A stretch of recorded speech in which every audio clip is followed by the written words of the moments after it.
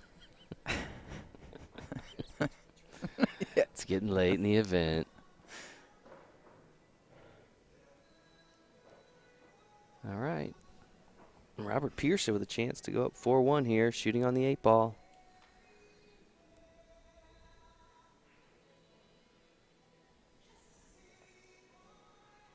You know what? They can't see the whole ball. He's looking at it if he has to go rail first. Come off the rail a bit. I don't know. It looks like he can go straight onto it. No, he Comes had to go off rail the rail. first. Good shot. Pockets the 8 in the corner. And he now leads 4-1, folks. Again, this is a race to 7, but he is now on the hill as they move to the 9 ball. And I know we talked about how adept. Well, he's not on the hill. Oh, I'm sorry, race to 7. Yeah, we're Yeah, going to. okay. Yeah, we go to the. Yeah. All these different numbers. I 5 know. games of 8 ball, 8 games of 9 ball, race to 7. How could you get confused? I know. How could you be confused?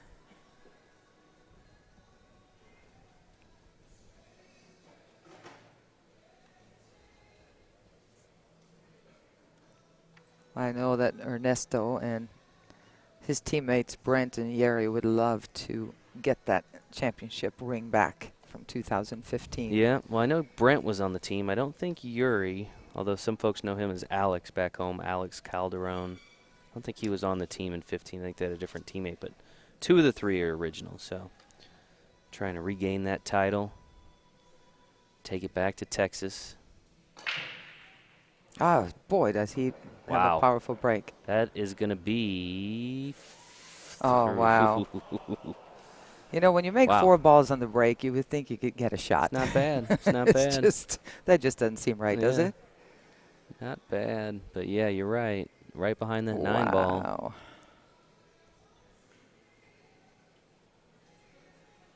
I think Robert's thinking the same thing. Yeah. Happens all the time, but it still stinks. That was a great break, though. We'll see what it's going to do here.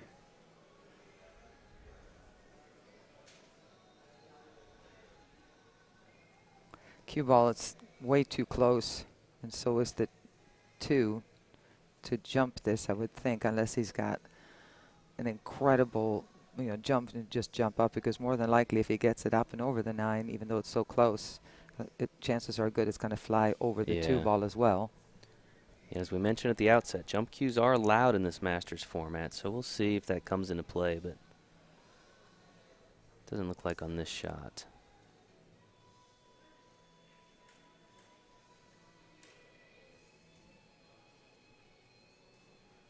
Oh, he's going to jump it. You can see there it's not a completely full ball. It's the majority of it, so he's got to really get it up fast. That 9 is close. Obviously, the more you elevate, the higher you can jump it up, and then got to get it down quickly, though, so it doesn't fly over this. Nope. 2. It's a tough jump. Makes contact with the 9 first, which is a ball in hand foul. Yeah, that was unfortunate for him. Yeah, tough after that break. He made 4 balls on the break and gets snookered. So now Ernesto has been waiting for this opportunity. It's a nice table. was going to say maybe you could even get out here, but then I changed my mind. That might be. No. Come on. I should have left that as a thought. Ouch.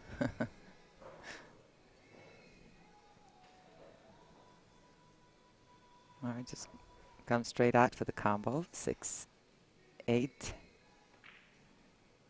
Oh, Ernesto. Oh, He jumped straight uncharacteristic up. there. Yeah, you bet. That is not something we're used to seeing from him at all. I mean, he jumped up almost before he shot it. Wow. Holy smokes. New life in this rack for Robert Pearson as he makes both the 3 and the 8 on the combination in the corner. Pockets the 6 in the same corner. Couple of uncharacteristic misses so far in this match by Ernesto. And Robert's capitalizing every time he makes a mistake. Takes the first game of the 9-ball set, now leads 5-1 in this race to 7. They will play 9-ball from here on out. That was the first of potentially 8 games.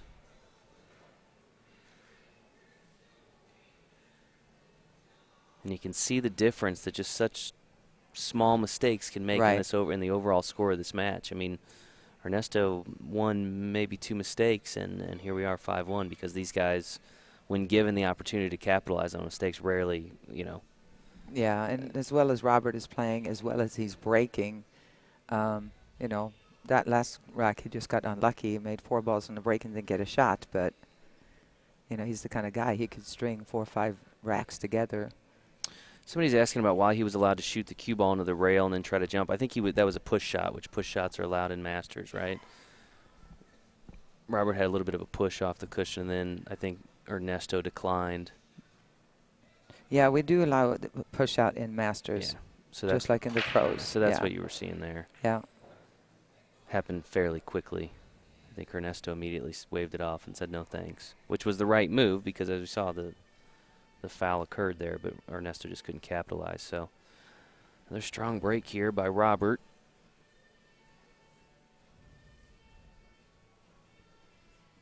Not much of a shot on this 1 ball. He's going to play safe. He's got the 7 and 2 to hide behind here. And the 3 if he needs it, but he came too far. Sammy, the reason that you can we use the push shot or allow the push shot in Masters is because it's a non-handicap format. There's no handicaps used. We tend to believe that the push out favors the higher skilled players, of course which is why which is why you don't see it allowed in our standard APA 9-ball or any of our other formats that utilize handicapping. So Ernesto back at the table here, looking to get something going. And if you're just tuning in, I know a lot of folks just picking up this feed, especially if they're on their Facebook pages. You are seeing live final round coverage of the APA Masters Championship here at Pool Dog Championship Arena in Las Vegas. This is the 5th of 6 championships that we're bringing you this week live. It's a good hit. It had a chance of making it there in the side pocket. Just hit a little bit too thick, but no major issue. Ernesto has a fairly easy, Robert has a fairly easy safety here if you can play the correct speed, and that's to get the cue ball again behind the 2 and 7. Spank the 1 ball down to the other side, towards the other side of the table, just like that. Well done.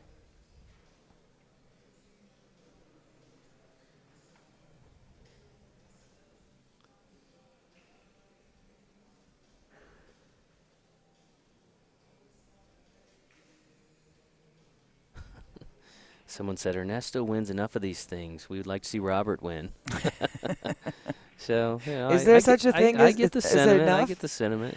I don't think Ernesto agrees with that. Yeah, but Ernesto and his teammates probably don't agree. But hey, everybody's entitled to their opinion. Yeah, and it's true. And anytime there's a new person in the winner's circle, it's obviously fun. Everybody who doesn't root for the underdog. But you know what? I guarantee if Robert wins this, he's going to have wanted to had it be against a guy like Ernesto, right? Nobody wants to win, where the big dogs aren't there. It's kind of like the same thing I talk to people about Brian Parks in the U.S. Amateur Championship and the debate about, should he be able to go back because he's won 5 times? And I said, ask any of the guys in that event if they want to win it without him there. Yes, true. Ask all 128 of here. them or 127. His team was here. Nobody, yeah, you don't see them. Well, I don't know if they're, was he on a Masters team? I think so, or was he just on an 8-ball team? I'm not sure. We'll have to find that out. Brian Parks, format's he playing in? All right, good shot on the 2. Maybe Not one much of a shot. Maybe one of the audience will tune in and let us know which format he's playing in. I know he was here. I know he was Talking about- playing. Yeah, I saw him last night. They said he was. Bill said he thinks he was playing in Masters and maybe 9-ball. So Yeah. doesn't always win. No, of course not. There's no such thing.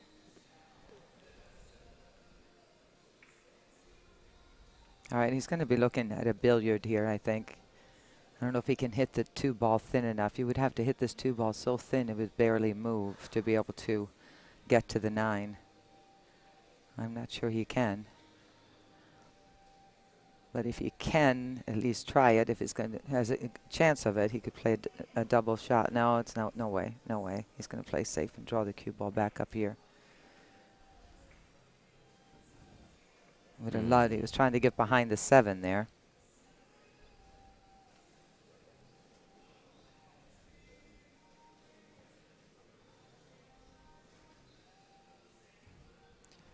Give Ernesto another opportunity here. Ernesto and his teammates, the team of MMMMMMMKA. They're from Houston, Texas. See if Ernesto can come with his backwards cut here. The bottom right-hand pocket. No. Ooh. Well, it was that was a tough shot. That angle is awful. When you can't even kind of sense where the pocket is. You have to stand up, aim it, and then just trust it because it's kind of that wrong pocket you have to make it in, if you will. Let's see a few of the commenters asking about the format. So again, you are watching final round coverage of the APA Masters Championship, and the Masters Championship utilizes both 8-ball and 9-ball. They have these two have played the initial 5 games of 8-ball. They are now in the 9-ball set, which can be as many as 8 games depending on the score. This is a race to 7. There is no handicap used in the Masters format. No skill levels. The final 2 teams here are from Houston, Texas, the team of MMMMMMMKA, and from Wallingford, Connecticut, the team of Hugh and the Hustlers. See what he's going to do here with this 2-ball. Being on a 7-foot table, this is a makeable bank shot. It's not what you hope for, but it's a makeable bank shot. Or is he going to go for a defensive shot? I don't see too many great defensive shots.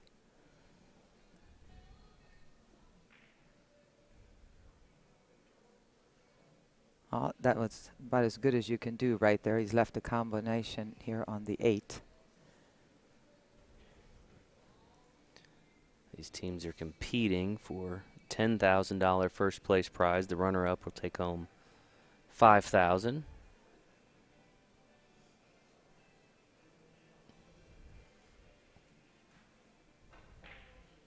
Oh.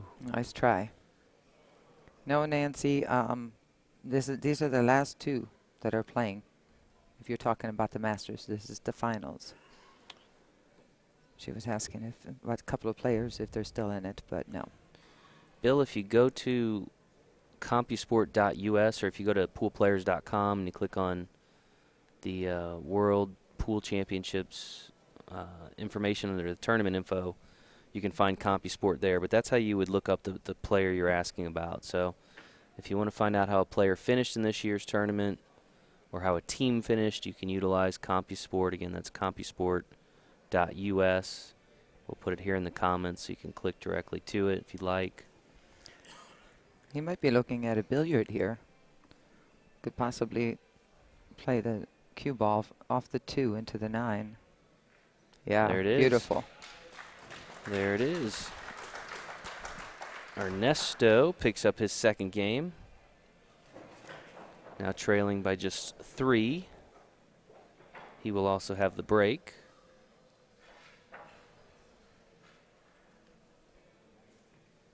And yes, this is the final match in the Masters Championship. Some folks asking, I think what they're implying is this double elimination. It is not. All of our tournaments played here at the World Championships are played in a format called single elimination or modified single elimination, which means the teams have a chance to play at least twice, not necessarily always lose twice. It typically depends on at what point in the tournament they lose.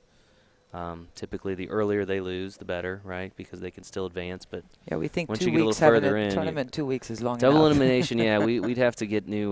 We'd all have to apply for Nevada residency if we played all these events as double elimination. Powerful break there. 7-ball goes. Does he get a shot here? Looks like Yeah, you oh got yeah. the 1 ball as well. Oh no, yeah, the one went. There's one of those again. Good strong break. 2 balls on the break, and he's going to be. He could masse like a half masse curve around the 3-ball here. You just shoot to miss the ball, and then it's all a judgment on speed. How much English you put on it and how much speed. Too hard and it won't take, too soft and it's going to go and hit that 3-ball. Oh, nice shot. Nice shot.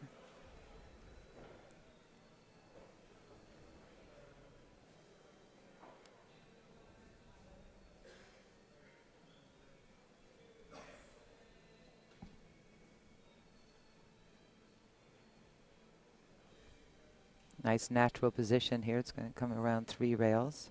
Position on the 4. Just want to make sure you hit it to avoid that 9. And the last key shot on this table is 4 to the 5. This is the shot right here. If he gets right on this 5-ball, this should be 5-3 here. Ernesto's quest to come back.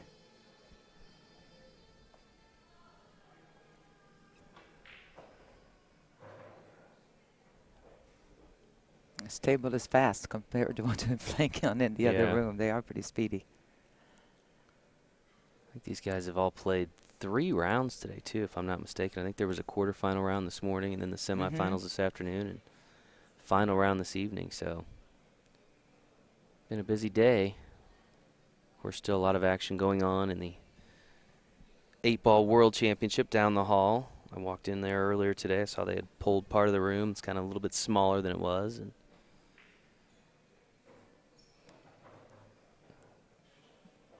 again, the long process of kind of tear down. Of course, not as long of a process as going up, right? That's a lot more time goes into setting up than tearing down. But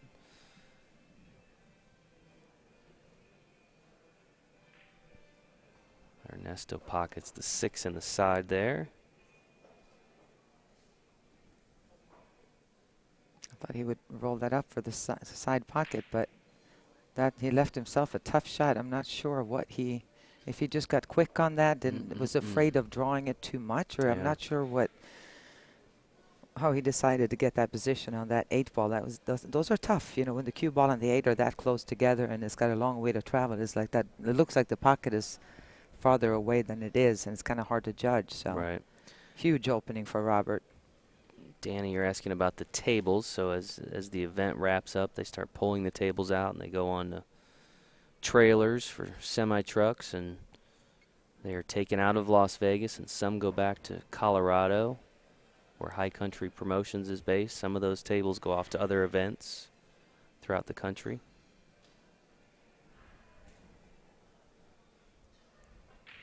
All right, Robert Pearson pockets the 9 in the corner. He now leads, folks, 6-2. And Ava, he is now on the hill. Very good. There we go. Very good. There we go. And we always used to use the point system, and I know in our area in Coastal Carolina APA, we still use the point system when we play Masters. So if the match ends 7-3 and the next one is 7-3, that's 14-6 for the overall win, raised to 21. And then we come out, but players like it better because it kind of gives makes every rack a little bit more important. Out here, it is the 2 and 1. So that way, if you have, let's say you have a player that is not as strong on your team, you might be able to play around with a little bit. But in our area, they prefer playing that way. So I know that a lot of league operators kind of go back and forth with that, with how they play it. So it depends on how it is in your area. Holy smokes Another again. powerful break by Robert. Pockets 3 balls on the break there. Looks like the 1. But he had a the chance 4. there. I mean, he actually gets a chance to shoot at something this Yeah. time. Well, we'll see. If he can run out here, he will put his team up 1-0. Wallingford. Wallingford. We see you guys posting Wallingford.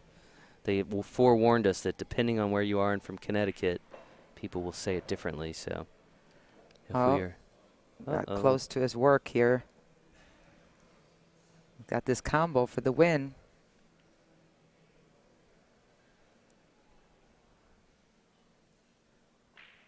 Got it. Robert Well Pearson played. takes the first match, big match over Ernesto Bayao, a score of 7-2. And Ava, count me as shocked here because I did not anticipate Ernesto. No, but I so figured quickly, Robert, yeah. I'm not familiar with Robert, but I figured that if they put him up against Ernesto, if they made it here to the finals, I had a feeling he's a pretty good player. Right, So, right. you know, you never know. I just know that we're very familiar with Sure. Ernesto and his incredible game. He was just not really on today, that's all.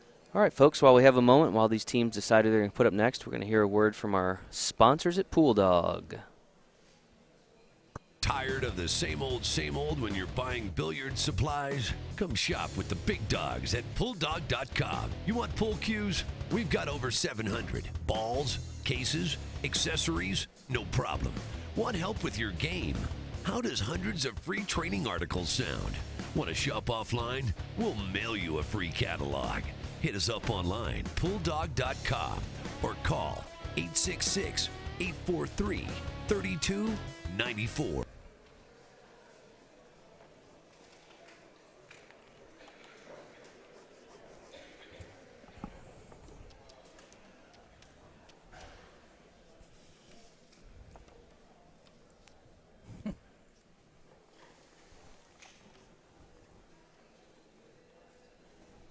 All right, folks, welcome back to Pool Dog Championship Arena here in Las Vegas, where Hugh and the Hustlers from Wallingford, Connecticut, now lead 1-0 in a best-of-3. They will have the opportunity to secure the Masters Championship here in this second match. We're waiting to hear from the floor who they will be putting up. It looks like the team of MMMMMMMKA from Houston is going to put up Brent Forrester.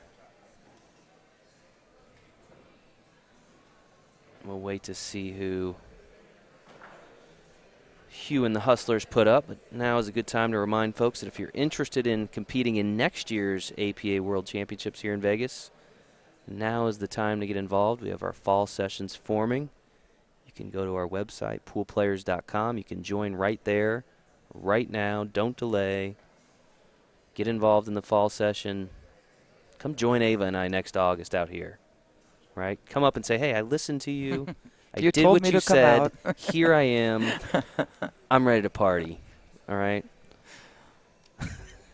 There's been some of that going on here. Some partying? Yeah. By you? No, not by me. What do you- yeah. Yes, there Yeah, has my team's got a hold of me a couple of times. yeah, see, there you go. There is no shortage of partying here in Las Vegas. We like to call it the world's largest pool party, right? It's not just the world's largest exactly pool what it tournament. is. It's the world's largest pool party. Of course, so many things besides just the competition, right? We actually had a pool party a couple nights back.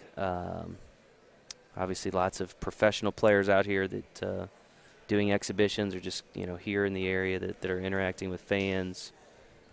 So many vendors here this year with all the different billiard products. And, it is Las Vegas, so there's a few other things to do when you get outside the hotel property as well. So, few Not options, really. just a few options. Why would you leave here? There's pool tables everywhere. That there are. Mini Mania. 300 and some odd pool tables, Mini Mania, that. They even had tables in the bar today. That's I thought that was right. hysterical. That Yeah. took out some machines and put in 4 pool tables. I thought that was great. All right. All right, a lot of noise there, but nothing goes. This is Phil Davis, or that was Phil Davis for Hugh and the Hustlers. with the Brent's break going to take a there. look here at the open table. He can choose his series. This is so important. You know, you always kind of want to look and see where you want to go, but when you have players of a higher caliber, it's incredibly important because once they start going to run out, they better finish because, you know, it makes it very easy for the opponent to finish the rack if there's less of the opponent's balls in the way. So This is Brent Forrester here. Brent is a member of the team from Houston, the team of MMMMMMMKA. And he's got a big job here, Ava. His team is down 1-0. He must win this match. Send this to the third. A lot of pressure on him this year. and I'm sure if you're playing with a player like Ernesto on your team and he goes up first, you figure, well, there's a little less pressure on me now in the second match. But Not in this the case. fact that he lost Yeah, not this year. to Robert.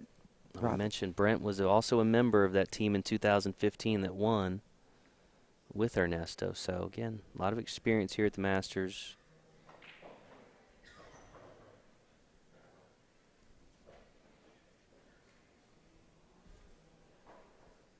And they have started once again in the 8-ball format. So we'll see 5 games of 8-ball and potentially up to 8 games of 9-ball in this race to 7. A little safety here. Didn't like where it was going to go. Last thing he wants to do is make any more of his balls, so he's just going to go ahead and duck under a little bit there. Good shot. And if you're just tuning in, this is final round coverage of the APA Masters Championship from here at Pool Dog Arena in Las Vegas. The 5th of 6 championships to be decided this week at the APA World Championships.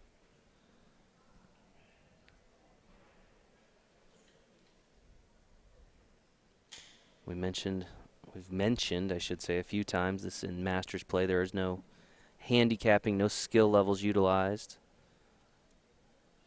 Some of the other variations from standard APA League play, jump cues are allowed here. Coaching is not. And they are playing for $10,000.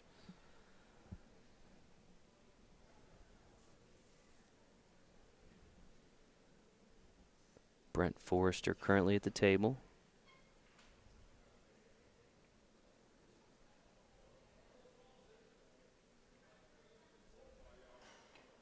Brent's only problem here is that 3 ball being tied up with the 11, so he's going to try to get to that as soon as possible. It's close right now, Jason. I'm not sure if he would love to be able to kind of drift up now and knock it out as he's shooting this 5, but it looks like his angle might be too much. Might be able to cheat the pocket a little bit and come down. Nice. Beautiful shot. That's perfect. Problem solved. Now you just got to make them.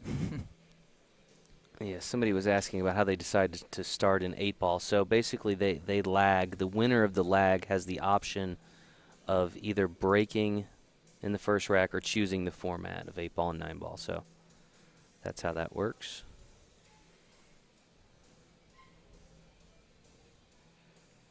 What about you, Ava? If you're doing that and you're winning the lag, do you 9-ball.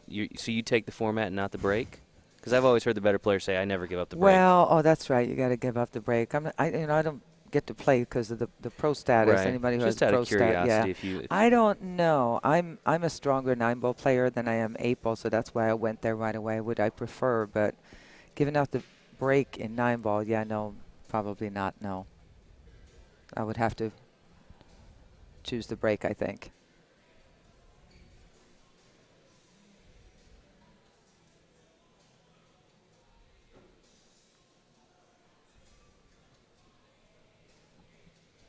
I was trying to make sure that he kind of messed up there going into the balls that we were talking about before.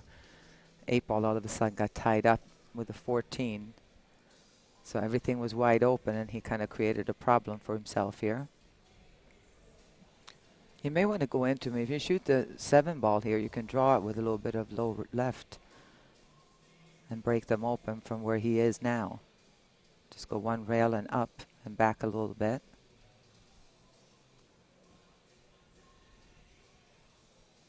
But did he mess up the 1? Is the 1 ball tied up as well? Yeah, he's got a ways to go. He's got to tough rack here. There you can see. Oh, no, that's the 9 ball. I'm sorry. I thought it was the 1. Yeah, I would definitely shoot the 7 here and just kind of slam it into the rail with a little bit of left. And it should come out and break the balls open. Masters Championship started with 256 teams. The day began with just 8 left in the quarterfinals. We're now down to the final 2.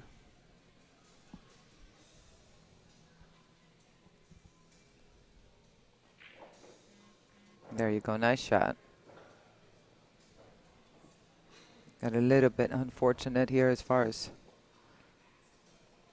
the shot on the 2. You can see all that traffic. He's going to have to try to get on the 3 ball from here. If he shoots it in the pocket he wants to, which is the left pocket, well, his left pocket, then the cue ball is going to have to come around the table, and it could get stuck behind that traffic back there. Derek's asking what determines a player to be a pro player. Well, it's a little different on the women's side from the men's side. I mean, sometimes, especially on the men's side, we have to kind of judge as league operators and discuss it with the national office. Look at, you know, it's one thing if you've played in a few. Oh, he can make the 3 ball. That's good for him. Okay. If it's one thing if you play in a pro tournament. It's another thing if you like come in, have a few pro tournaments where you come in second, first, fourth. You know, all of a sudden. They don't really necessarily need to be playing the APA amateurs. So it's kind of a fine line where you have to there's work through it. And there's really no set, you know, I mean, it's basically on a case-by-case basis. Exactly. You know, it has the to league be. operator talks to our office and they start looking into, you know, who is this player? Do they have a full-time job? Do they have an occupation outside of pool? Do they have sponsors? How are they performing in professional caliber events? Right. You know, there's a lot of different criteria that we look at. There's not the structure in place, particularly on the men's side, to where you can just say, exactly, this is a pro, this is not in the way that you can in other sports where it's pretty clear if somebody's a professional baseball player, right? They're in an organization that is represented in Major League Baseball, so a little bit different. So we try to look at it on a case-by-case basis. And that was a costly mistake there. He had a tough backwards cut on that 2 ball and now had to give up the table here to Phil Davis. Looks like Miss Bowman's tuning in. Aw. Hi, Katie. She must have put the kids to bed already. So. Hi, Katie. Hi, Bruce. Bruce Bartholet, our league operator in Connecticut, rooting his team on. Did you just see that? Did you miss Q? He had a wide open table, all of his balls left. He had a perfect situation right there, and gives it right back to Brent. I think he just missed.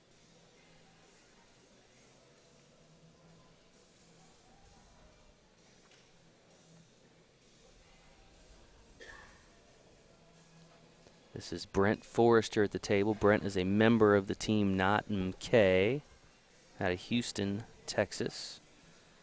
They currently trail in the overall match. Brent needs to come up with a victory here for his team to push this to the 3rd and final match. Of course, this second matchup just getting underway. It is a race to 7. This is the first game of 8-ball. We'll see up to 5 games of 8-ball, potentially 8 games of 9-ball. That's a good shot, coming around, avoiding the 11 and coming up for the 8 in the side.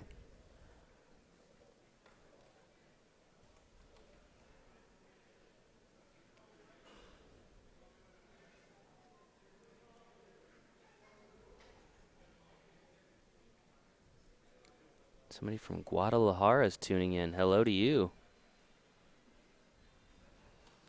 We need to get some APA down in Guadalajara. Uh-oh, no way. He did Ouch. not just do that. Oh, wow. Well. Wow. That's going to give Phil Davis an early 1-0 lead. I'm sure not the way that he would have envisioned it, but he is now up 1-0 nonetheless in this race to 7. I guess, just let the cue ball. I mean, he just needed to draw that cue ball a little bit. I'm surprised that he did that, but you know what? Stuff happens. Neither one of these two players, they really don't look comfortable. You know, they're Certainly just kind of not the way bit the first. tense, Yeah, or You definitely don't sense the level of comfort that you did with Ernesto and Robert in that first match. They were both very fluid. Of course, Ernesto did make some uncharacteristic mistakes, but very minor. Here, it almost looks like they're both kind of fighting it a little bit. I mean, Robert looked like he was just, in his house, kind of hitting balls. Strong. Yeah, He looks strong. Just no fear there. But that was a really surprising scratch there by Brent. So Phil will have the break here. We got a second. I want to thank our other sponsors, Action Cues, the official cues of APA, Aramith billiard balls. Of course, you're seeing here in the Masters Finals the Pro Aramith TV balls being utilized, and our friends at Nationwide Insurance. Phil asking for a adjustment there on the break.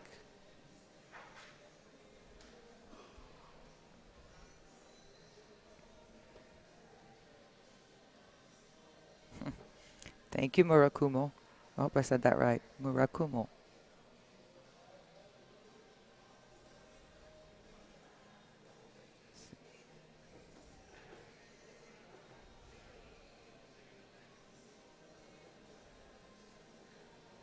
All right, so Phil's comfortable with the rack. Yeah, that was just an unusual scratch. I mean, normally missing a ball, we all do that, but that was kind of an automatic scratch if you don't do something with the cue ball. And he just didn't hit it low enough to draw it out of that scratch. Big break here for Phil. See if he can settle in and get comfortable a little bit at the table. Wide open table. Just got to find his path here and keep his head down and stay on the correct side of each ball, and he should be good shape. That sounded like kind of like a tall order, though, didn't it? That's all. Those 6 things, that's all you got to do. So easy from here. The folks back at Yale Billiards tuning in, cheering on the team of Hugh and the Hustlers, where they play out of back in Connecticut. All right, so the team score is 1-0. Team score is 1-0. The match score is 1-0 here in favor of Phil. And just based on some of the comments I'm seeing online, Ava, it looks like, the folks that follow Not and Kay, the team out of Houston, are a little bit shocked right now. And I think I'm a little shocked myself. I mean, some uncharacteristic mistakes from 2 players that we have seen typically or historically been very strong in the finals. Mm-hmm. So we'll see. Still a lot of time, though, to turn this around. And there's always that question about being able to settle in. Yep. And I know I've played in enough television tournaments or regular tournaments. I've also commentated enough in the pros, men and women, and you get those first rack jitters. Yeah. It just, until both players have kind of settled in and get a little bit of confidence. And just because these guys are at the highest end of our skill level, sure. Can still make mistakes. You can right? absolutely. Pro players and get still make nervous mistakes. and get nervous. Right. Well, we do have. I mean, this room is filled up. Considering it's a Friday evening in Las Vegas. Uh-oh. The Look out, 5. championship room's fairly full.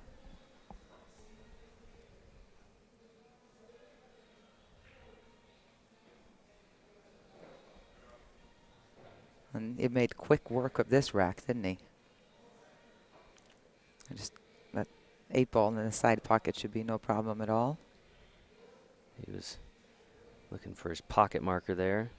And Brent knows that scratch on the 8 ball, Phil makes this 8. That cost him 2 games, not just 1. Yeah. But with this break and run by Phil, that's 2 games right there. And he does pocket 1 mistake, the 8 2 games. side. Now leading 2-0 over Brent Forrester. Again, this is a race to 7. This will be the 3rd game of 8 ball here.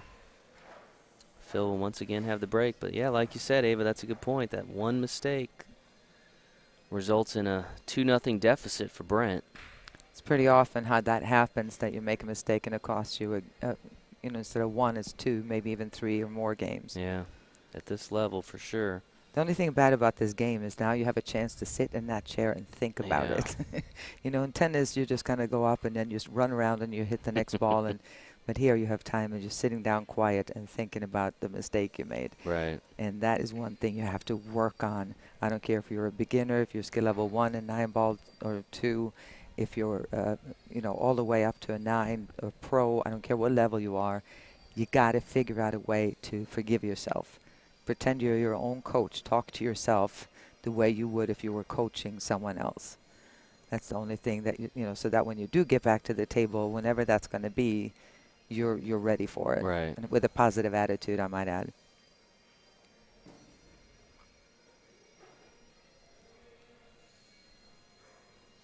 If you're just joining us, you're seeing final round coverage of the APA Masters Championship here at Pool Dog Arena in Las Vegas. The teams of Knott and Kay and Hugh and the Hustlers squaring off here in the finals. This is Phil Davis in the blue and black shirt. His opponent Brent Forrester currently adjusting the rack.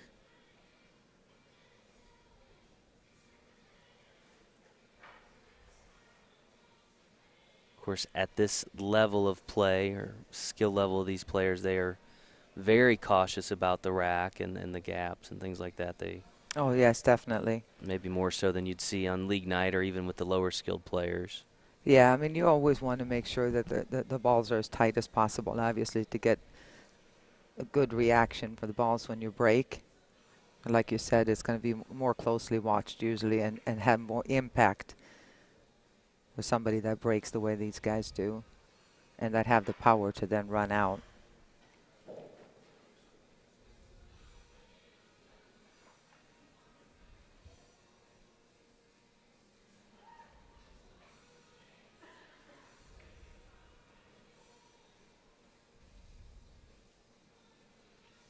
It's interesting the dynamic that comes from racking. I see it all the time, even in the pro ranks. So, you know, sometimes leads to maybe, I won't say disagreement. Well, I guess disagreement's the right word. It kind of becomes a little bit of a contentious issue sometimes. Yeah, not really disagreement. It's sometimes if it's just, you know, you have 15 balls and one ball kind of in the back is off a little bit, calm down. But other than that, you know, it's usually not disagreement. You just want to make sure that you give and get a good rack. That's all. And that time it didn't matter at all. All that work was for naught because it actually ended up benefiting Brent here, the fact that Phil scratched. So we'll see if he can get on the board here after that first rack disaster that he had. Again, open table, I do believe.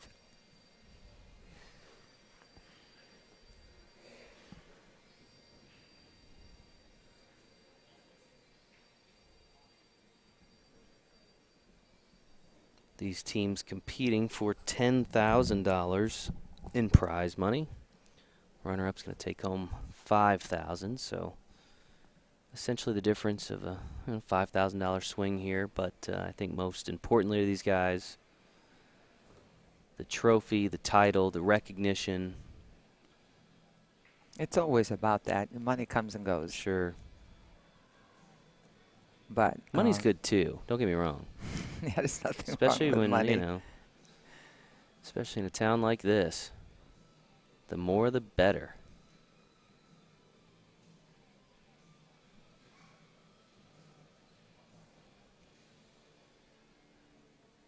Masters is the 5th of 6 championships to be decided during the APA World Championships. We have one still scheduled. That'll be tomorrow, 2 p.m. Pacific.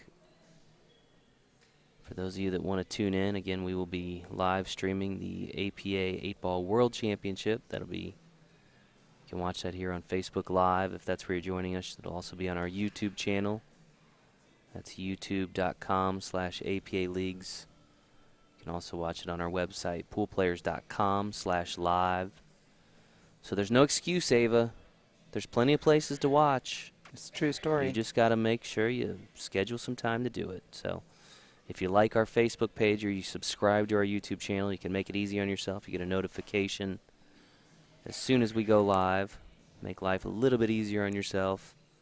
Plus, we got a lot of awesome content. So, Well, now that Brent has taken a look at, really studied the table back and forth, trying to figure out, does the ball pass here? Can it work here? That's why he was walking around the table like that.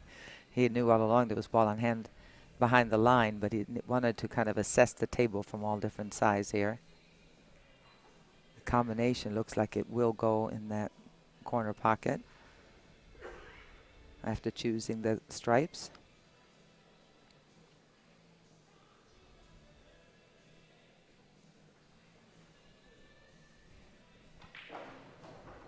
Nice draw stroke.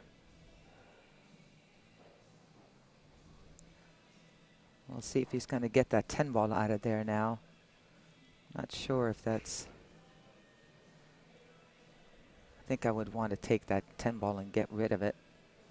The fact that it's, you got the 14, the combination, and the 10 would all have to go in that pocket. So we'll see if he does it now. No, he's going to go ahead and shoot. Shoot the 11 ball first.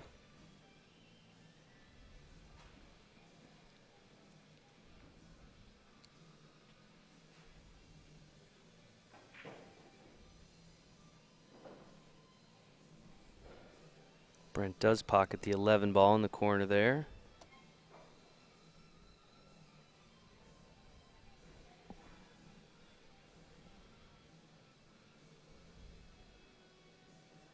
I wonder if that combination is tough to see if that combination. I do believe it does pass by the 14.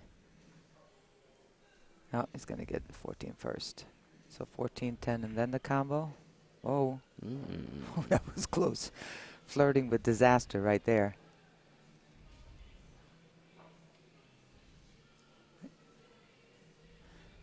But as we all know, there are no right and wrong patterns. Well, sometimes, but it's rare. Usually there's different ways of skinning a cat playing the game of 8-ball. It's not like 9-ball where you have to shoot a certain ball in order. But there's ways of making an easy rack difficult and a difficult rack much easier depending on how you control the cue ball, playing ball to choose, playing a pattern.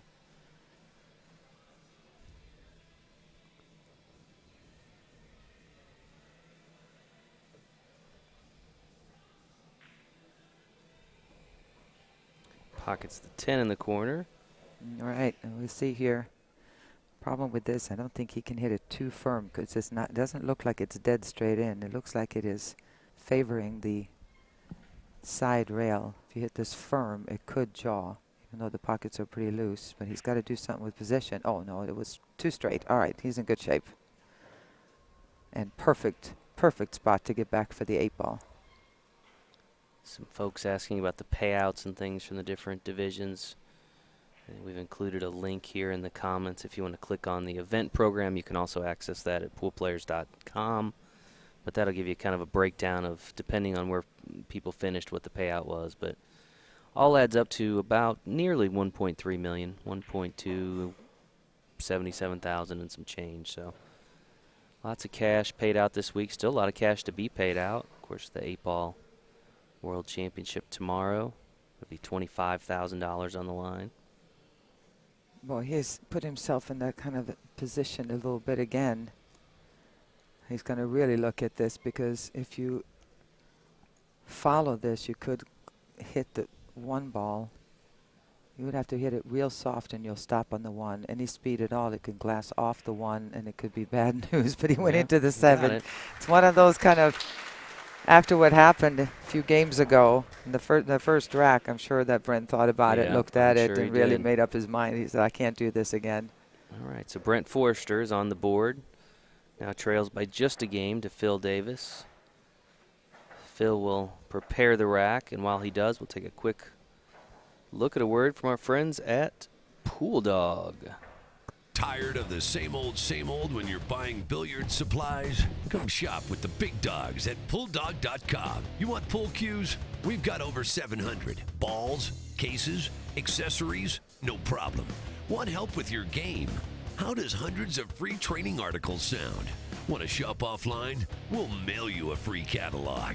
Hit us up online, PoolDog.com, or call 866 843-3294.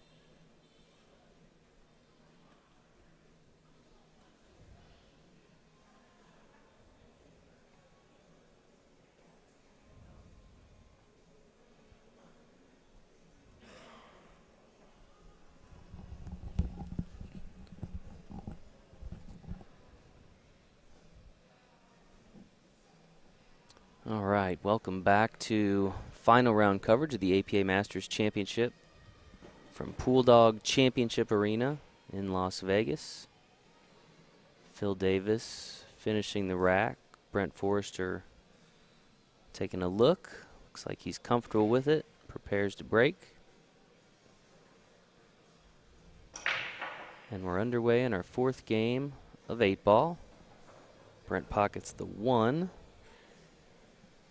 And Brent is in a must-win situation here for not, what is it, MKA? Are you looking at a comment? MK.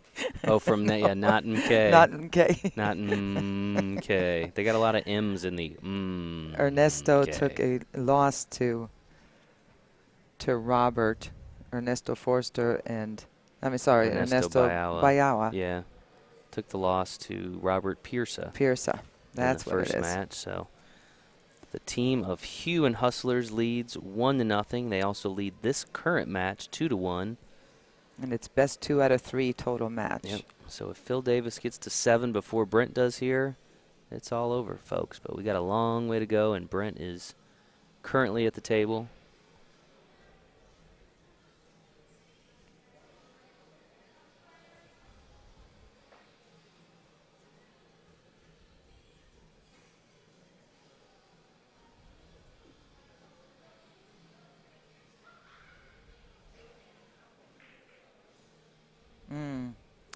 Hit and jumped up. It was a thin cut all the way down the rail, but he jumped up on it, and that does not make it any easier. So big opening for Phil. I want to make sure we give a shout out to the folks at Yale Billiards back in Connecticut. That's where Phil and his team of Hugh and the Hustlers play out of.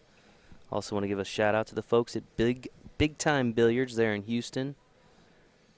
That's where Brent, Ernesto, and Alex play out of. So I'm sure folks back at both of those locations tuning in, cheering on their teams here in the Masters Finals. Appreciate all you folks that are tuning in to watch and have been watching our coverage all week of the APA World Championships. Been an exciting week.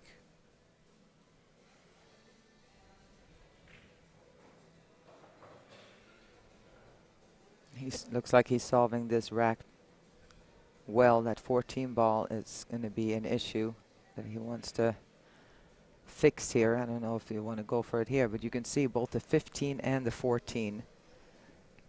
The pockets are blocked by the 2 and the 7, so this is far from over this rack. Even the 10 ball has got a little bit of an issue down at the other side of the table as far as getting on it. So see if he's going to try to cut this all the way down. It's a thin cut. Nice.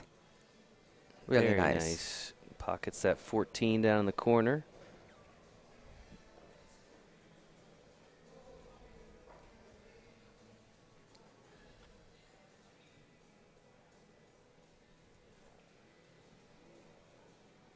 Does have the 13 ball available in the side pocket. He's just looking at what to do with his little problem children here, and if that 10 ball goes, he can just make sure to get over position there, but I'm not sure he can get on it and avoid the 8 ball.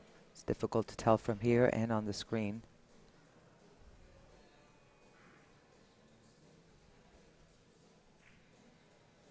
Overcut it. Just missed. That was the... He overcut it, and again, you could tell his body language. He was out of that shot before it even... Before he even struck the ball, he kind of jumped up a little bit. And it could be just not really having decided what to do with the situation left on the table. He didn't like it. Being the 15 ball is where it is. The 10 ball kind of being an issue. So if your heart isn't in it, it's easier to miss tough. an easy shot. If you're not sold.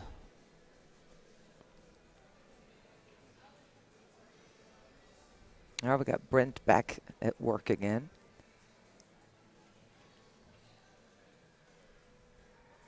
He's got definitely an easier table than Phil did. You can see the 7 ball goes clearly there where Phil had a lot of work to do.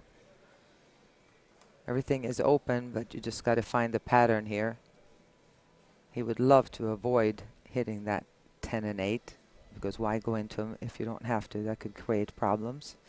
But even if he does, he should absolutely get a shot at the 3 ball on the side at the very least. Good job avoiding them. No, that did not just happen.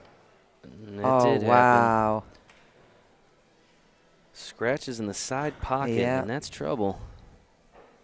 I'll give ball in hand to Phil here. And now Phil can deal with this ball right here. Yeah.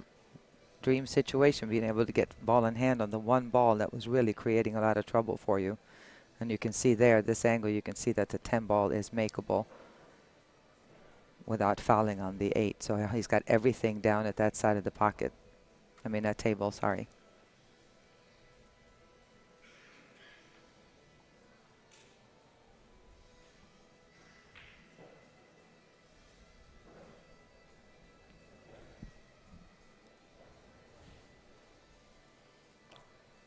All right, again, 2 out of 3 match points is what they're playing. Race to 7 in each individual match. They started here with 8 balls, so 5 games of 8 ball are played, and then you go into 9 ball until the match is finished and somebody reaches 7. And Phil's not taking any time, is he? Not wasting any time. Loose up. Pockets the 8 in the corner. Now takes a 3-1 lead over Brent Forrester. This will be the final game of the 8-ball set coming up here. Brent will prepare the rack.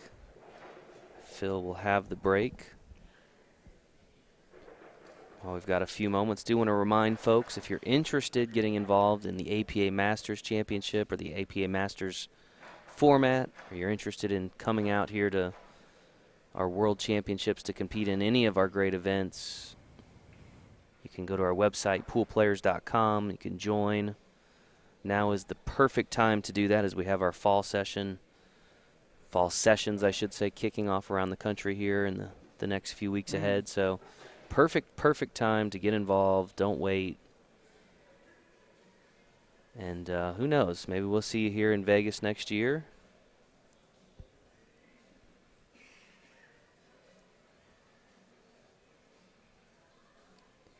Phil Davis here with the break for the team of Hugh and the Hustlers.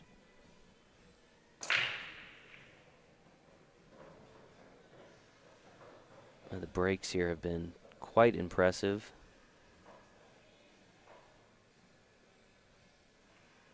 These teams competing for $10,000 in first place prize money. Stephanie, we appreciate you tuning in to all of our coverage throughout the week, as well as all of you folks tuning in, wherever you're tuning in from. Good break by Phil. He has a shot at the 1 ball all the way down. There's a bit of traffic down there, but they're pretty open if this is going to be all about cue ball control, this particular rack. And there's not a lot to break up. You don't really want to go into anything and force where you have to then break something up by kind of clustering them back up again. So if you can avoid all the touching any of the other balls now, that's what you want to do, since every ball has a pocket. Coming back that for 7, I think he got way more of an angle than he wanted. He might be able to go rail first a little bit, or he's going to draw it all the way back, because he would love to come across table for the 5. I guess he's going to draw it back for the 3. Ooh, miscue, that's not good. Did he get lucky? I think he can actually make this 5. It's going to be kind of tricky getting down position for the 3, but there's a window right there. He did miscue.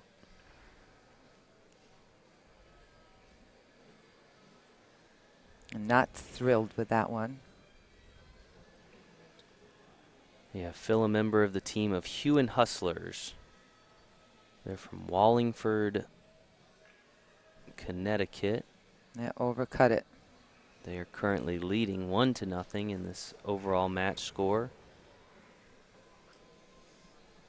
Now this is Brent Forrester, the team of MMMMMMMKA out of Houston, Texas.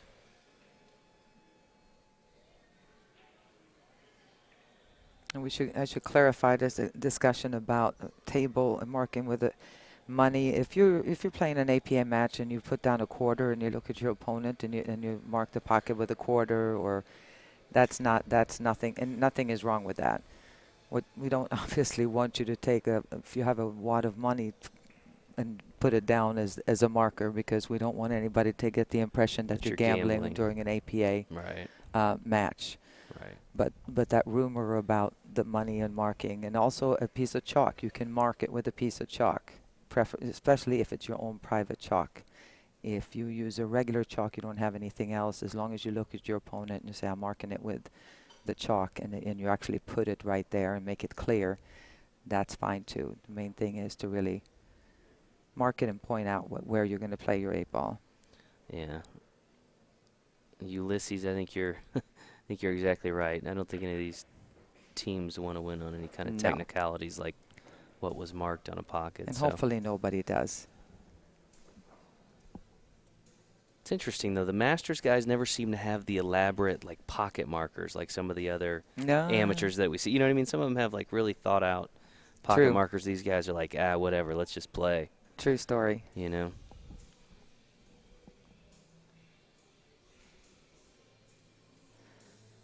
All right, Brent Forrester at the table here.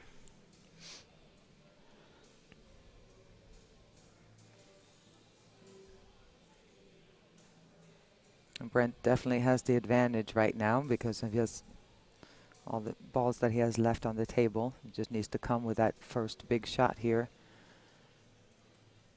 And I don't know if he can make the 14. If not, he's playing position. Safety here is tricky with the 5-ball being where it is, but he does have a lot of blockers. And he may have left a window. No, I don't think so, but I think Phil may be able to go rail first on this 5-ball.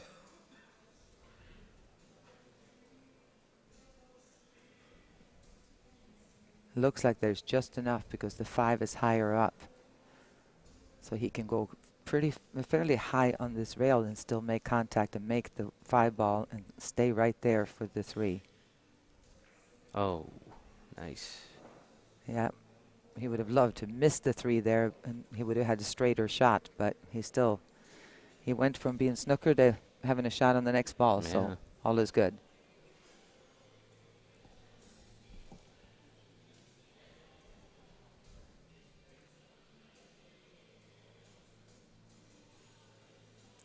Gonna hope to get a little bit lucky here. Oh. And he did not. No. The tide just turned. That's after Brent scratched in the last game on the 5-ball, and now Phil just had a similar scratch.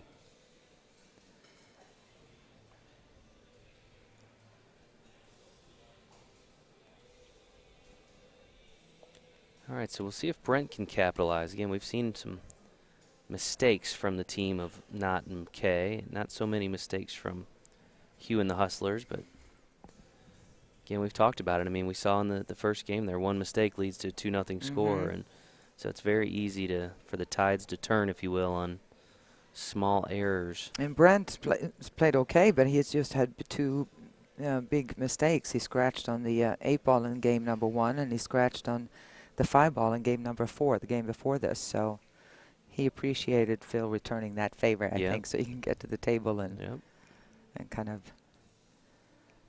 get back into it again. And this is the 5th and final game of the 8-ball set. So after this particular game concludes, they'll take some of the balls out, and we'll start the 9-ball set. Up to 8 games of 9-ball. Oh, wow. What just happened there? This is when you're nervous.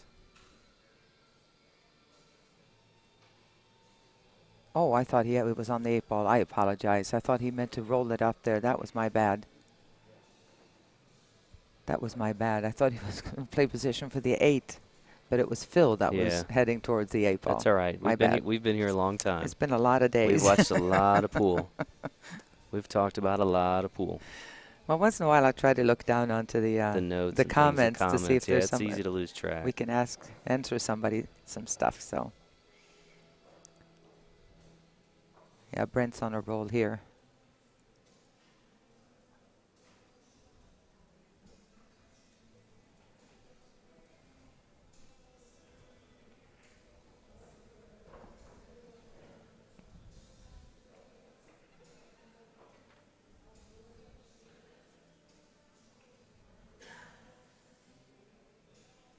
I see some folks talking about their various league fees and how they differ, and that will vary from league area to league area depending on where in the country you are, and a number of factors go into that, depending on what types of things are offered in your area, what type of prizes, how far from Vegas you are, how many teams your area sends to Vegas. There is a number of factors that impact your local league fees there, so but they do definitely vary around the country. All right, Brent Forrester pockets the 8 ball, now trails once again by just a game. Players will split the 8 ball set 3-2. Phil will prepare their first 9 ball rack. Brent will have the break.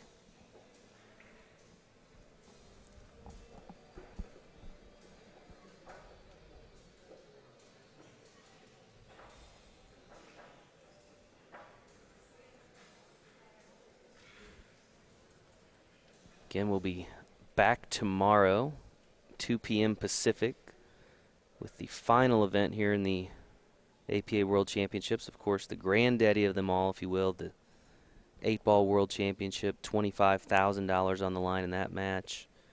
You can see a little bit of a synopsis of the payouts here this year at our World Championships, nearly $1.3 million.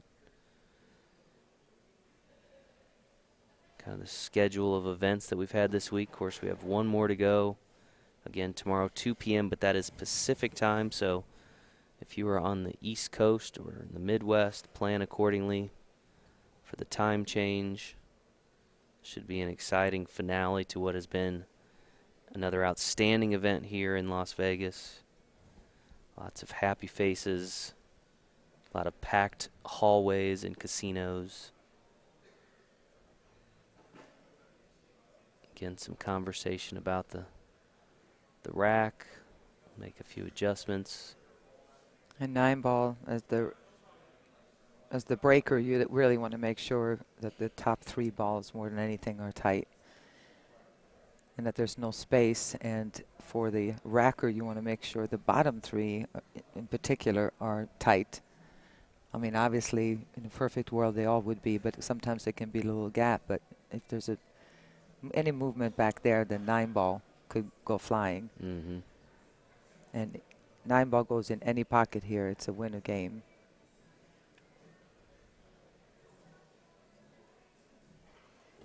And they will play potentially, again, that'll depend on the score, but they could play potentially up to 8 games of 9 ball. So this is a race to 7.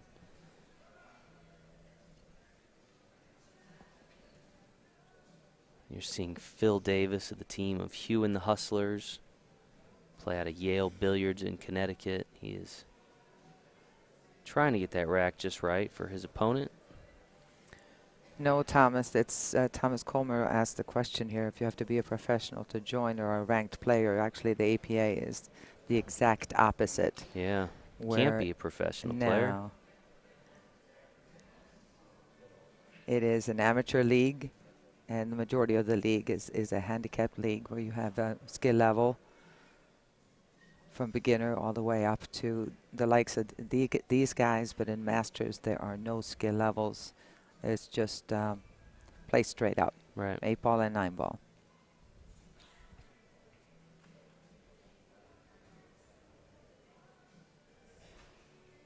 Brent Forrester will have the break. His first 9 ball rack. Pockets the 6 in the corner. Sorry, I need to interrupt you for just 1 second before Interrupt we get away. back. Nelson, where are you? Nelson. All right, back to the game. So, not where you want to be here. We do play push out in Masters. Push out means you can push the cue ball anywhere on the table, make contact with any of the balls on the table, as long as you do not scratch. Then it would be ball in hand for the opponent. But you can run into other balls, move it 2 inches, just improve your position a little bit. It takes some of the luck out of the break. And the reason we don't have that in our regular amateur league is because it really simply just benefits the top players, the better players, and it gives everybody a bit of a chance. It's kind of part of our equalizer format. And as a player, a pro player, as a league operator, I totally get it. That's one of my favorite things, is that it does take the edge away from the top player being able to control the match. Yeah. For those of you that don't know, Ava is actually an APA league operator there in Coastal Carolina, APA, which is in South Carolina. I got all my crazy people. They were all out of here this week. Yeah. Well, Anybody still playing? But Anybody still playing? no, the last two were knocked out yesterday. Bummer. Yeah, Well, they did great, though. They played great, had fun. well, and that's, the one benefit of getting knocked out is now you got some time to check out Vegas, right, and take in everything it has to offer. Sometimes when you go through the whole tournament, there's not a lot of other time to They get out. managed to do both already. It's good for them. Good for them. All right. Decided to obviously play it safe there. It's going to be a battle here for a second. And again, when you're shooting, when you're pushing out, the opponent has the option to take that shot or give it back to the person who pushed out. Yeah, somebody was asking about, I think they said jump, but jump cues are allowed in Masters play. Yeah. Timeouts are not allowed. There is no coaching. Yeah, you can jump. I mean, unless the location has a problem with it. If you're good enough to, nice shot. If you have a good enough, if you're good enough to jump with your own cue, you can do that in any of our leagues if it's allowed by the host location. Right. It's the jump cues that we only allow in Masters. Right. Again, because it only benefits the better players. So.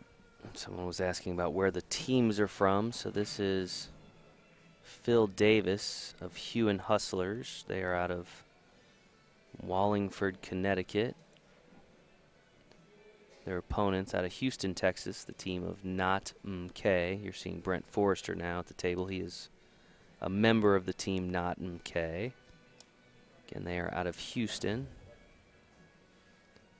So we got a Texas team, a Connecticut team. Just trying to think of some of the other areas we had teams win this week. Chicago. We have somebody from Chicago? I believe we have somebody from Illinois anyway. From Illinois. Yeah. I think, weren't the ladies' teams from Illinois? Who's going to look that up here? Yeah, please. I mean, it was only a few days ago, but I know, you but wouldn't that could believe be how a much has lifetime. happened here since then. No. They were, oh no, Chicks Ahoy. They're out of Newport News, Virginia. Chicks Ahoy. Yeah. Oh, they played the team. Yeah, and their opponents were out of Edison, New Jersey. They played, that's right. So we were way off. No Illinois there. But who is it? Let's Somebody see. played for We'll Illinois. find it. Don't worry. I got you.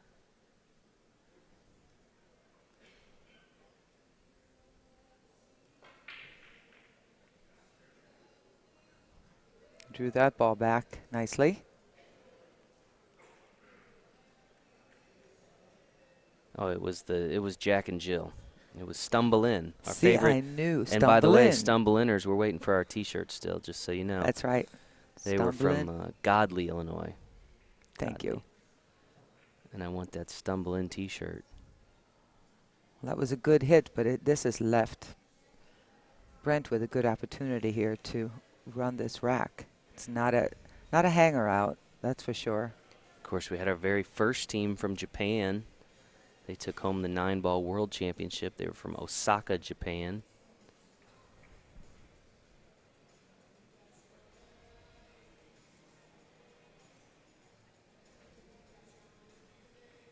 There's 4 people max on a team. 3 play a match, 4 max. No, I knew that was going to be tight, and so did he. And Brent's only hope now, I would think, is that Phil's going to have a hard time with that 7 ball a little bit. That's behind the 8. We should also mention the team of Cuberts 222 out of San Diego. They won the inaugural Team Captains Championship. So nice spread of representation from all over the country, taking home championship titles. I just noticed that Dennis Hatch, one of the top players in the United States, who was part of the Moscone Cup, is watching. Is he? Hi, Dennis. Hey, Dennis. Quite the competitor he is. You know, Yeah. I think I just saw some news on his Facebook page that he has pulled out of contention for this year's Moscone Cup team. Oh, no. So we're sorry to hear that. I'm sure there's lots of reasons. I know those guys stay very busy, but he's really kind of the emotional force, at least behind that last team. He is did great. He is the rah-rah guy. Yeah, he is. He's a big dude, too. I Hatchet remember man. I was visiting for a while in his hometown, Buffalo, New York. Sure you remember this, Dennis. Dennis was about, I don't know, 9, 11 years old. I was giving him lessons. Wow. That's how long ago. That's cool. Yeah. And he has come a long way. Oh, my gosh. His game is just, when he's on, he's dangerous. Of course, the Moscone Cup this year will be held over in England. It's a thin cut here. Go cross him back. He's got a little bit of an issue. I don't think that 8 ball does not go in the corner. Look out. Look out. Ouch. I think he was trying to go into the 8 or the 9 there. He got on this awfully quick, considering he can't make it. Wow. Oh, how'd you hit it? Holy down. smokes. Like it was nothing. Beautiful. It doesn't take too much time, does he, Phil? When he sees what he wants to do, he just gets up and get it done. Phil pockets the 9 in the side pocket there. Takes a 4-2 lead in this race to 7.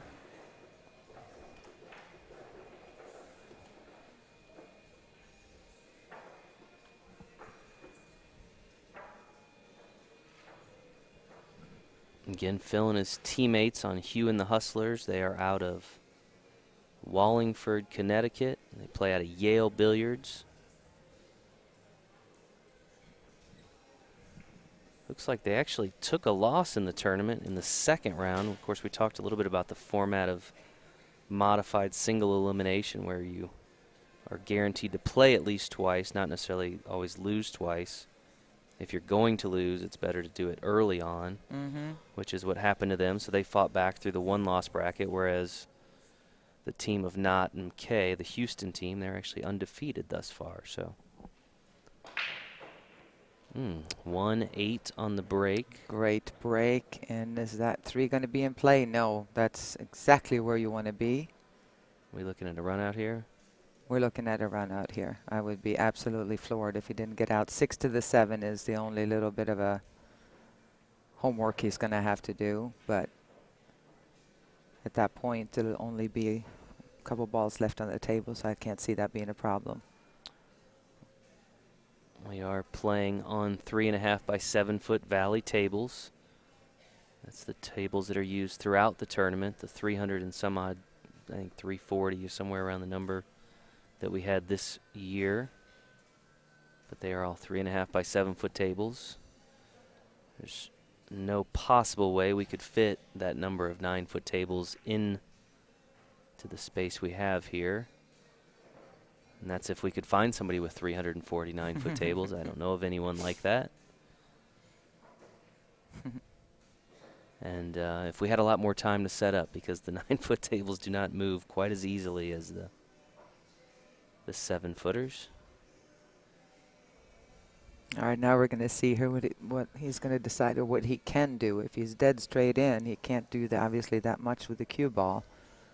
But he wants to make sure he gives himself an angle to go from the 6 to the 7. He wants it to stop right there. That's perfect. Now he can come around 2 or 3 rails, or 4. You just want to come around, hit a little bit of center left here, and come all the way around for the 7. That's perfect.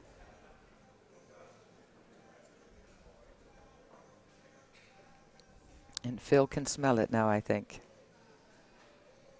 He's starting to strut around the table. He was kind of a bit hesitant the first couple of racks, like we were talking about, how you get until you settle in. And there's a break and run for Phil as he pockets the 9 in the corner.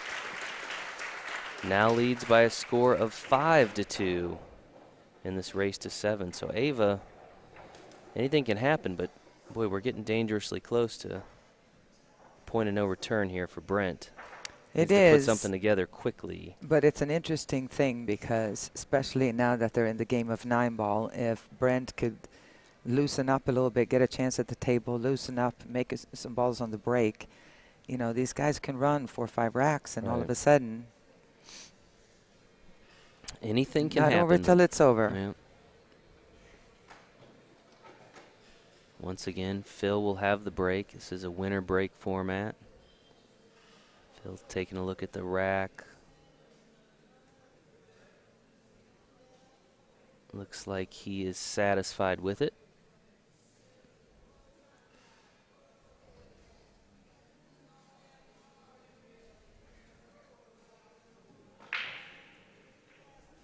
No, he missed that break a little bit. Yeah, and you can see nothing he just pocketed there, so dry break. Sent it off, hit it off the side a little bit. Some opportunity here for Brent. Brent's work is a little bit uphill right now. It might sound far-fetched right now, but you see that 2-9 is possible. 9 looks like it's dead or close to it off the 6. So if he can play this 3 rails around, because I don't think that 2 goes by the 7.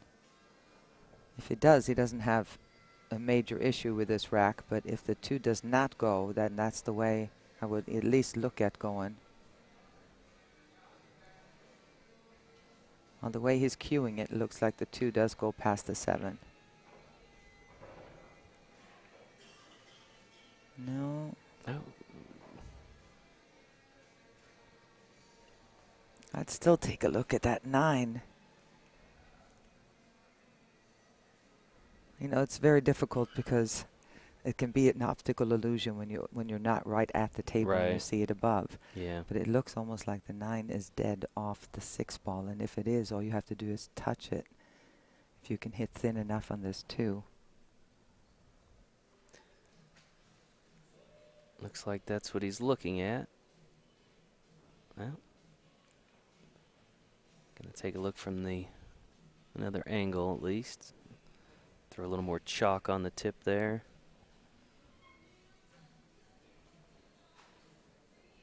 Brent realizing that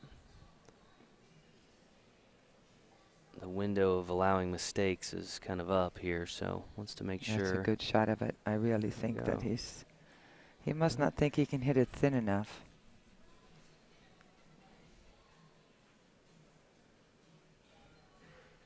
There you go. Big game.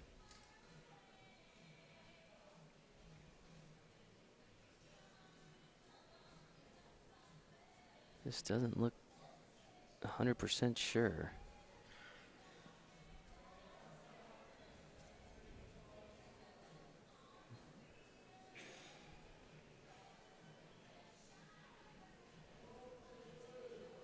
Well, he decided against mind, it. Yeah, he can do it pretty easy. Safety here, just draw behind the 4 and the 5. He's left a jump shot or a kick shot here.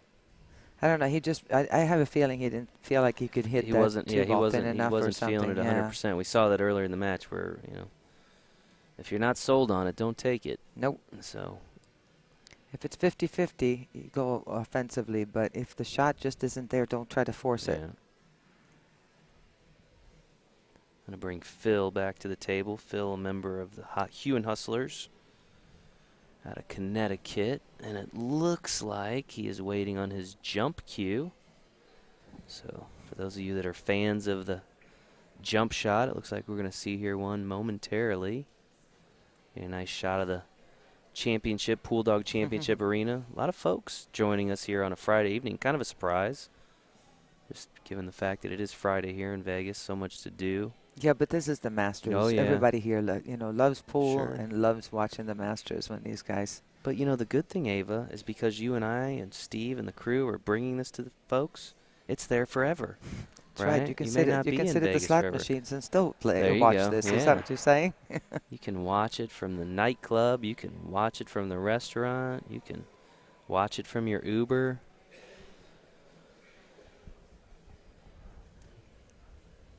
Where can't you watch us? That's what I want to know. Fountains at the Bellagio. It's been a long week. You need a nap, I know. don't you? Yeah. We are sleep deprived and healthy food deprived.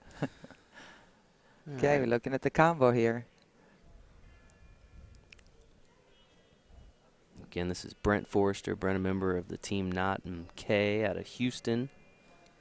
They play at a big-time billiards down there in Houston. Just needs to cut this a hair. Keep track of that cue ball. Jeff, if you're interested in the Masters division, I would encourage you to reach out to your local APA league operator to see if Masters is offered in your area. Sometimes it's a little tricky because if a league's not large enough, there may not be enough high-skilled players to support a Masters division. So you want to check with your league operator. That would be the place to start. And if you're not sure who your league operator is, go to poolplayers.com and you can click on the Find APA near you and figure out who's who in your area.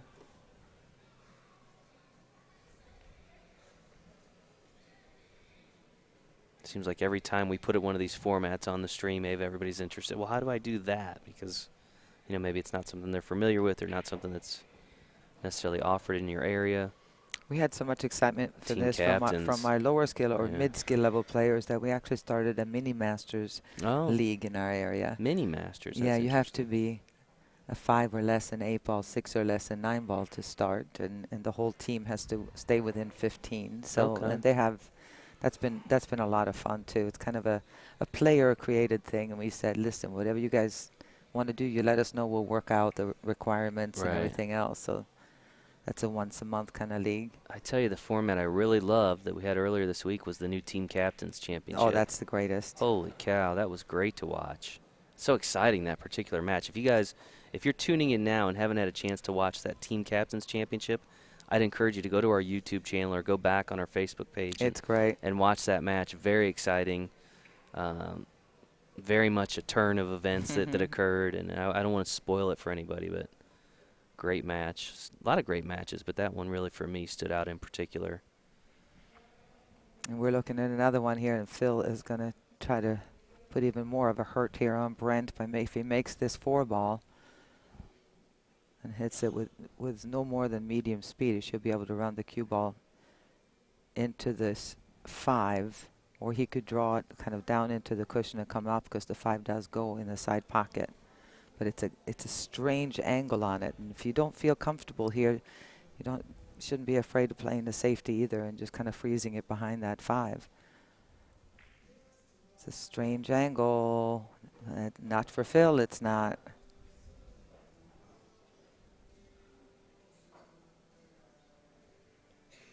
Again, this is a best of 3. Hugh and the Hustlers currently leading 1-0, but Phil Davis of Hugh and the Hustlers currently up 5-2. So he is potentially 2 games away from securing the victory for his teammates in this year's Masters Championship.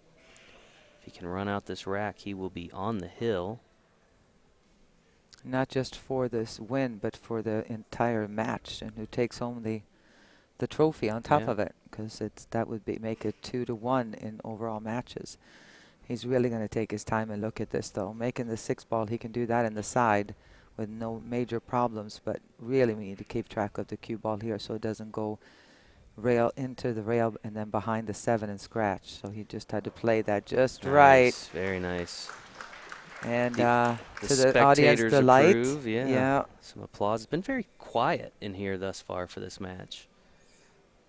Haven't heard a lot of applause or noise. Maybe that's because of the expectation of what these players can do. Yeah, it's a little unfair. If you make a good shot, you still deserve a round of applause, even if he's going to get one here. Expected. All right. Phil Davis now on the hill, folks. Needs just one more game to secure this year's Masters Championship for him and his teammates. Yeah, 6-2, unless Brent just explodes. 6-2 is going to be tough to come back. But like we said, what happens too if it goes 6-3, 6-4, now all of a sudden the pressure is going to be on Phil. We've seen that a lot of time in amateur and in pros. You kind of get that comfortable lead, especially when you're on the hill. But, you know, in 9-ball on a 7-foot table, a lot can happen real fast if you get control of the table. Right. Well, and that's the key here. Of course, Phil will also have the break, so he's been on quite a run. This is to Steven he was talking about while they're breaking here. The team name, you can check that with your league operator, and they should be able to let you know if the team name's okay. Nice break. Is he going to keep control? Oh, this is your dream setup pretty much here. Just about. 1 ball. Just make it hold the cue ball there. 2 in the corner. 3 goes. Everything is there for his taking now. Just has to make sure he slows himself down enough to. This would be the thing, you know. I mean, you're on the hill in this big match. The perfect layout, like you said. Just got to make sure you don't overdo it anywhere. I'm curious to find out. Maybe Bruce Bartlett, who's had the league pretty much since the APA started almost, if anyone in the team from Connecticut has won the Masters Championship in the past. That I don't know offhand. So I know Bruce is watching, so if anybody knows, he would know. Or is this a chance for the first to bring it to Of course, you can go Connecticut? to our website, poolplayers.com, and search our archive. Don't want to do that at the moment, though, as this match may be playing out to its finality. Yeah, I don't think you'll have here. time. The way Phil is running around the table. Slow So unless down, he Phil. misses. Oh, Bruce said no. No, So this would be the be first. a chance for the very first Masters APA World Trophy come home to Connecticut. 3 balls away. So as Phil works on running this rack out, I do want to again thank our sponsors, our friends at Pool Dog, everything they've done for us this year and helping us to bring you guys this coverage. I would encourage you to get all of your billiard-related products at pooldog.com.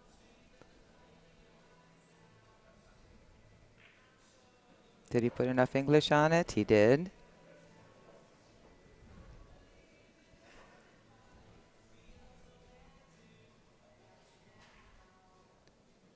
Drops the 7.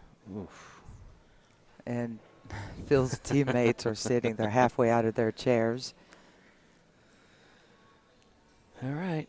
Hold your breath.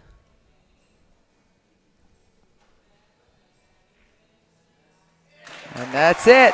The 9-ball goes, folks. Your 2018 Masters champions from Wallingford, Connecticut, the team of Hugh and the Hustlers. Coming from the losers bracket, too. All the way from the losers bracket, defeating former champions, not MMMMMMMMMKA. What an outstanding match we saw there, folks. Really a dominant performance, Ava, from Hugh and the Hustlers there. Kind of unexpected. Yeah. Very unexpected. An outstanding match. Hopefully you guys enjoyed it. We appreciate you guys tuning in.